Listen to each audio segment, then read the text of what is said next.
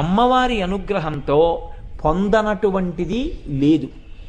విచిత్రం ఏమిటంటే ఒక్క కాంచీ క్షేత్రంలో మాత్రం ఏ మతానికి సంబంధించిన ఊరేగింపు వెళ్ళనివ్వండి, అది మహమ్మదీయులది కానివ్వండి, అది బౌద్ధులది కానివ్వండి, అది జైనులది కానివ్వండి, విష్ణు కంచె నుంచి వైష్ణవులది కానివ్వండి, శివ కంచె నుంచి శైవులది కానివ్వండి, ఎవరు వెళ్ళినా కామాక్షి అమ్మవారి గుడికి ప్రదక్షిణం చేసి పెడతాయి పీర్లు కూడా. ఇప్పటికీ కామాక్షి అమ్మవారి గుడికి ప్రదక్షిణం చెయ్యకుండా ఏ మతానికి సంబంధించిన ఊరేగింపు వెళ్ళదు.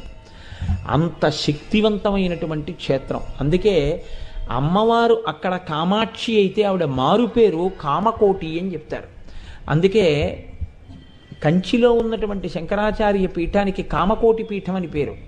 కామకోటి అంటే కోటి అంటే హద్దు, కామము అంటే కోర్కె. ఆమె ఎందుకు కామాక్షి కామ